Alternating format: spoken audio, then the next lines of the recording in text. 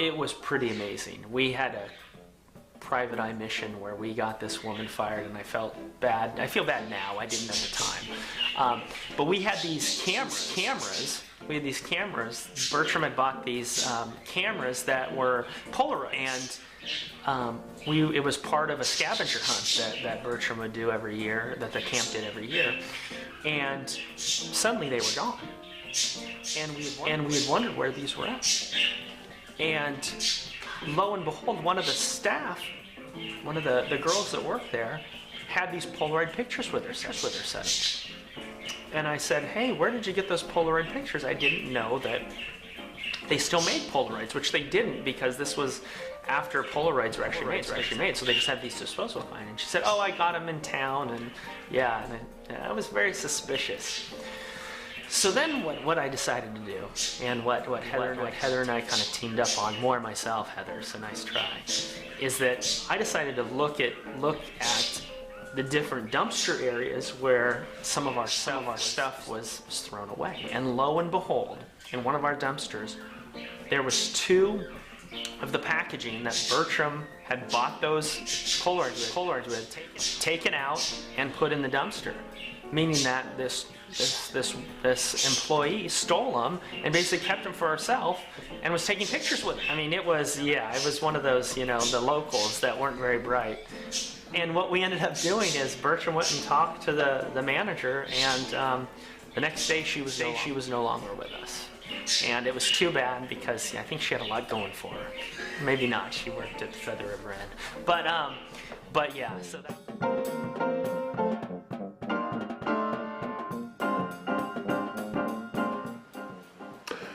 You're not a big crier. No. Did you ever cry at camp? Did I ever cry at camp? Yes, I did cry at camp. Funny you should ask. I was very upset one year, I think my first year as a counselor, because somebody said no swinging on the pipes in the dorms. And being a little rebellious, we jumped and we were swinging on the pipes in the dorms, and another counselor ratted me out, and I got in trouble, and I was so mad that I think I cried. I was so mad at that person. So I eventually got over it. I don't think I really talked to that person the rest of the time, but and I didn't really let go of the grudge anytime soon.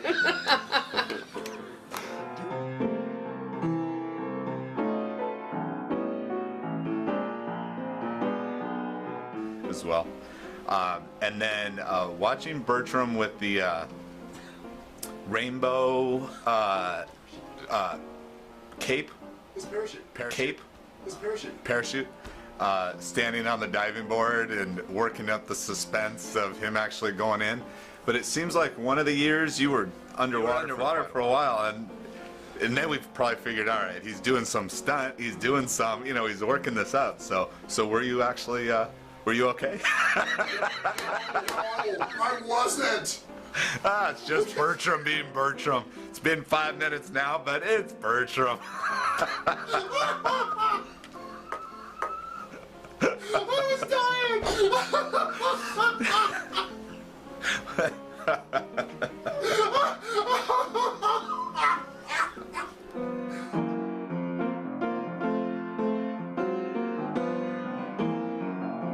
Because I was totally taken in with that.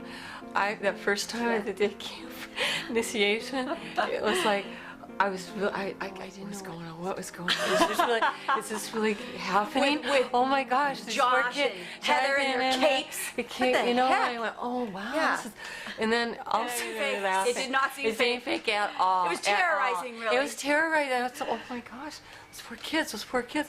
So, but after that was a good laugh. That was a good laugh. Those were good laughs. That was a good one. That was a good one. That was like that was a good show. Good joke.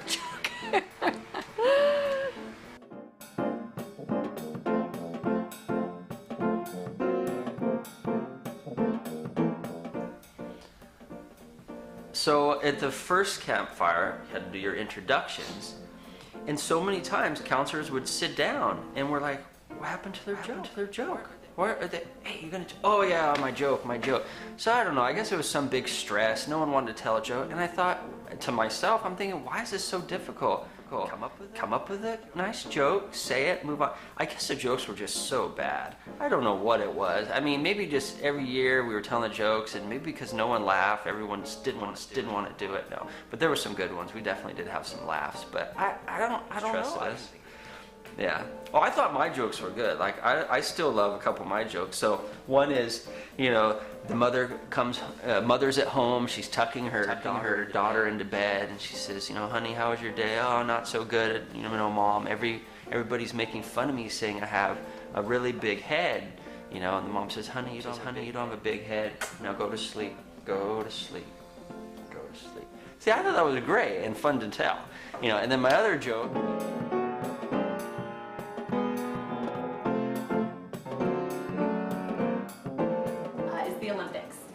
During the Olympics, the teachers run the counselor or the Camp Bird teams, and the counselors run each of the events for the Olympics.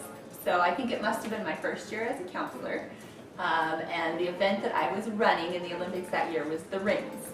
So there's a big ring tied between two big pine trees, and the hula hoops, huge hula hoops, are tied to the string and hanging, and they're at different levels and they're different sizes, and the campers have to go through the rings as one of the Olympic events. Well, I know it must have been my first year because as I was doing the rings, I apparently did it not the way I was supposed to do it. And Bertram and I had a little bit of a blowout because I wasn't doing the rings the way that I was supposed to do the rings. But fortunately for me, Bertram ended up liking the way that I was running the rings. It was better. It was better than the way that it had been run before. So when we came to that conclusion, everything was okay. But I remember sort of panicking and feeling like I was in such big trouble because I was doing it wrong. And of course, I don't know if this is known or not, but I don't think anybody ever wanted to disappoint Bertram. Of all the people I've worked for in my life, he is probably one of the people I've never ever wanted to disappoint the most. But being able to come to the conclusion that I was doing it better, and then from that year forward, the rings were run the Bean way, and it all worked out okay.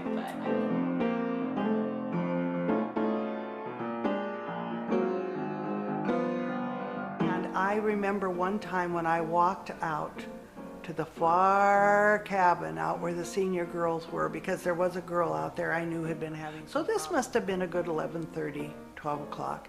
And I walked out there, and of course that was a long part of that road was a little bit out of camp, and it was around the immediate lights of camp around my cabin, and walking out that road, it gets into very deep shadow and darkness out there before you come to the lights of the cabin itself. And so I walked out, I checked on her quietly and made sure she was all right and that she was feeling better. And I was walking back and not thinking too much about it. All of a sudden there was a terrible crashing sound just right here beside me. Crash, crash, crash, crash, crash in the woods. And of course I couldn't see anything. It sounded like something running at me rather than away from me. I'm sure there was a deer there. But that terrible crashing, and it must have been right up near the dirt road where I was walking. And it sounded like an elephant stampeding. And I must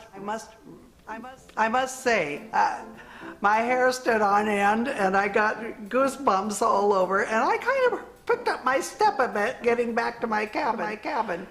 And then later, that was after the family camp had started, so I was speaking later, weeks later, with a naturalist at the family camp, because the truth is, if something makes a big crashing sound like that, then you know it's something that won't hurt you. Because if it's going to hurt you, you will never hear it coming.